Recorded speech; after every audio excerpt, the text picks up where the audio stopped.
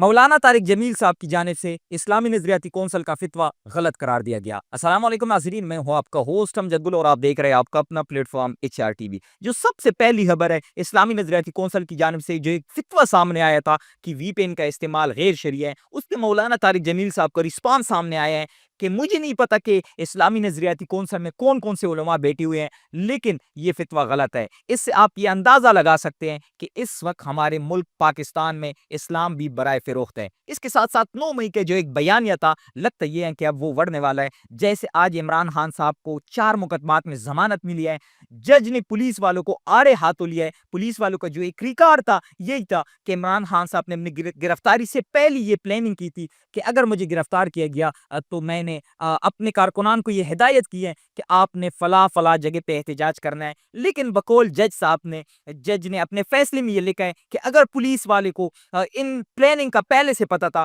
تو وہ 9 مئی ہونے سے پہلے ان کو روکا کیوں نہیں۔ تو لگتا یہ ہے کہ جو ایک بیانیہ ابھی تک بنایا گیا ہے کہ پاکستان کے مسائل کا جو ایک سارا وجہ ہے، یہ جو ساری مین ایک فوکس ہے اس حکومت کا، اس نظام کا، کہ وہ 9 مئی ہے، لگتا یہ ہے کہ اب یہ بیانیہ بھی وڑنے والا ہے۔ اس کے ساتھ ساتھ جاوید چودھری صاحب کا ایک تجزیہ سامنے آیا ہے، شریف خاندان کو آڑے ہاتھوں لیا ہے کہ نواز شریف صاحب یا مریم نواز صاحبہ کے ساتھ جو آج ہو رہا ہے، لگتا یہ ہے کہ اللہ کی ایک پکڑ ہے، تو نواز شریف صاحب کو پوری قوم سے، اللہ سے معافی مانگنی چاہیے۔ وہ ہم نے دیکھا کہ پچھلے کئی دنوں میں نواز شریف صاحب اور مریم نواز صاحبہ کے ساتھ جس طرح اوورسیز پاکستانیوں نے ملک سے باہر رویہ رکھا ہے، اس سے آپ خود اندازہ لگا سکتے ہیں کہ ان کو اپنے گناہوں کی معافی مانگنی چاہیے۔ اس کے ساتھ ساتھ ہم دیکھ رہے ہیں کہ پہلی دفعہ پاکستان تحریک انصاف کے کارکنان ہم دیکھ رہے ہیں کہ رہنماؤں کو احتجاج کی تیاریوں کا بتا رہے ہیں، احتجاج میں جو چیزیں استعمال ہوتے ہیں ان کا بتا رہے ہیں۔ سوشل میڈیا میں پوسٹ دیکھ رہا تھا کہ پاکستان تحریک انصاف کے کارکنان رہنماؤں کو یہ بتا رہے ہیں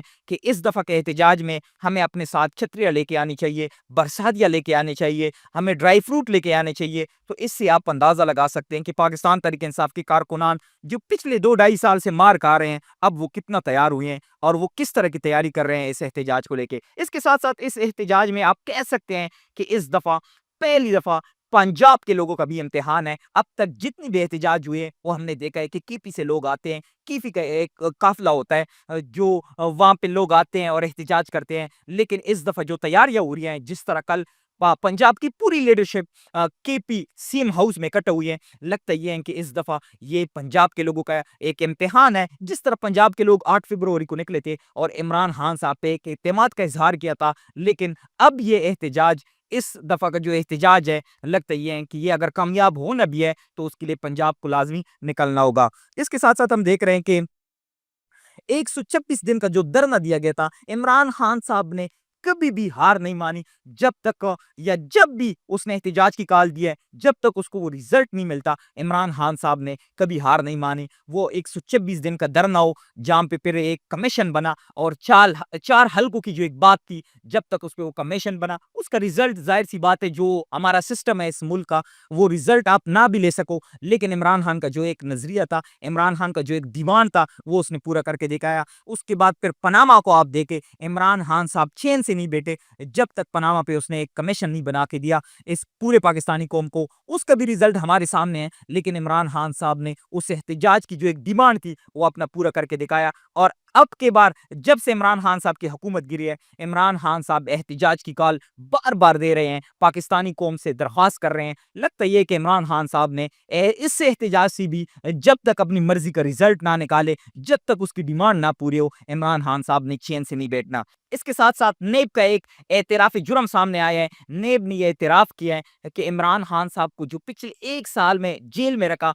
تو شاہانہ کیس میں، وہ پورا ٹرائل ہی غلط تھا۔ تو آپ یہ اندازہ لگا سکتے ہیں کہ اس وقت اس ملک کا ٹرائل کا عدالتی نظام کو ان لوگوں نے کہاں پہ پہنچایا ہے کہ ایک اتنے بڑے لیڈر کو آپ نے 1 سال جیل میں رکھا اور اب جا کے آپ عدالت میں یہ بیان دے رہے ہیں کہ وہ پورا ٹرائل غلط ہوا ہے، ہمیں آپ دوبارہ کہے کہ ہم دوبارہ سرے سے سٹارٹ کریں اور اس پورے ٹرائل کو دوبارہ سرے سے سٹارٹ کریں۔ تو آپ یہ کہہ سکتے ہیں کہ نیب کا جو ایک اعتراف جرم آیا ہے، پاکستان تحریک انصاف کی خاموشی بھی